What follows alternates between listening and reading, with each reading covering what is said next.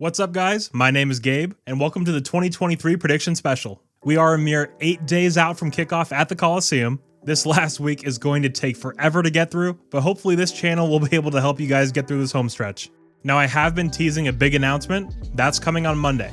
So make sure you stay locked into this channel and all my socials. I've been dying to show this to you guys, and Monday is finally the time. Also, just some housekeeping, as Monday is our first game week of the year. Now, Monday will be the announcement, which will come with some content here on the channel. We will have a new viewer comment video out on Tuesday, and the San Jose State game preview will be out midday on Friday.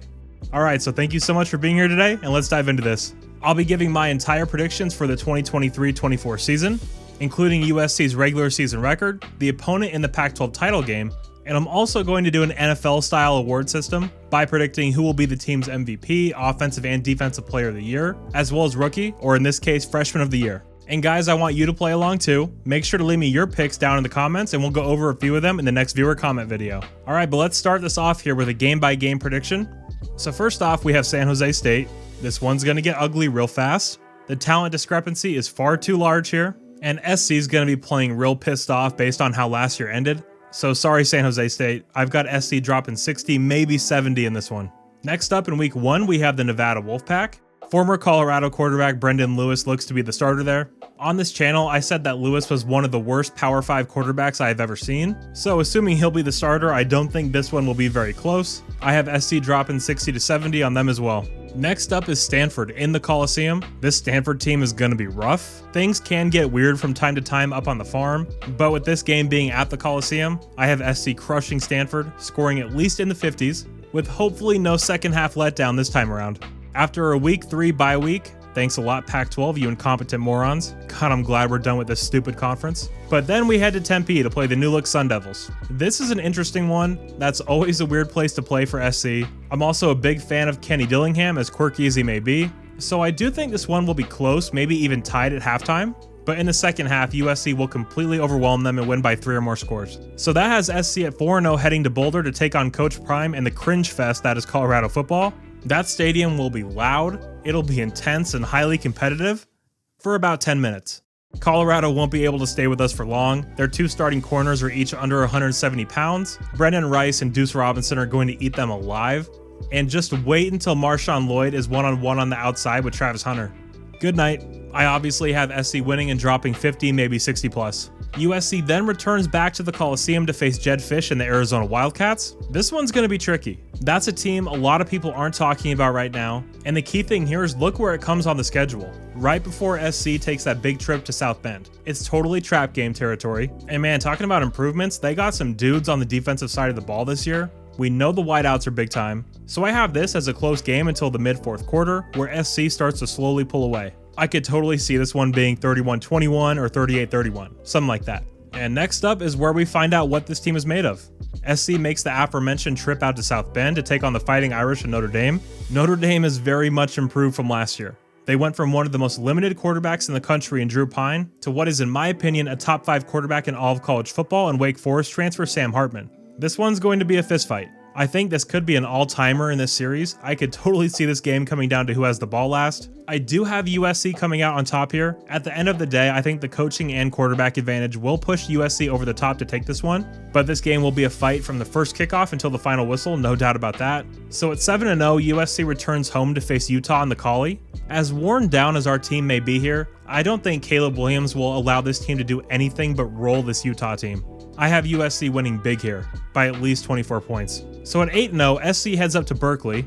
I do think this will be a weird one. Our guys are going to be exhausted at this point. This will be the 6th straight week of Power 5 competition with no breaks, so I don't think this will be a complete beatdown. I do have SC pulling away in the second half. I could totally see this ending up being like a 45-24 type of game. So at 9-0, USC returns home to the Coliseum to face Michael Penix and the Washington Huskies. This USC team is going to be gassed at this point. In actuality, this would have been a perfect spot for a bye week, but I do unfortunately have SC dropping this one. I think this game's going to be a back and forth fight, but I think SC will just be too exhausted at this point. I have Washington winning, maybe on a walk-off field goal or something like that. And in general, I'm extremely high on Washington this year. on both the offensive and defensive side of the ball. I do just think it'll be too much for SC at this point. So following that at 9-1, USC makes a trip up to Eugene to take on Bo Nix and the Ducks. I think that loss will really focus and lock in USC for this game. That coupled with the fact that I'm not nearly as high on Oregon as a lot of people are. So I have USC winning this one pretty comfortably by double-digit points for sure.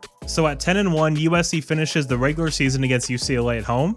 And guys, this is going to be an old-fashioned beatdown. I have USC dropping 50 plus and really finishing the regular season on a high note. USC then has a week off before the Pac-12 title game, and I have USC facing Washington in a rematch and a chance to avenge their only loss on the year. And I have us doing it. I have SC winning the Pac-12 in what is more than likely the final year of its existence. So at 12-1 and as the Pac-12 champ, that undoubtedly gets SC into the playoff, but I am going to hold off on making an actual playoff prediction. But yeah, I do have SC making the playoff as a 12-1 conference champion. Alright, now let's get into the player predictions. Starting here with team MVP, I mean it's too easy, Caleb Williams. And I think he's going to maybe not improve from an overall numbers perspective, but I do think he'll be a much better player this year in terms of just playing the quarterback position. For Offensive Player of the Year, we're just going to put a little note here that says not Caleb Williams. So taking him out of it, I have Marshawn Lloyd winning this. I actually also have Marshawn being in the top 10 of the Heisman voting at the end of the year.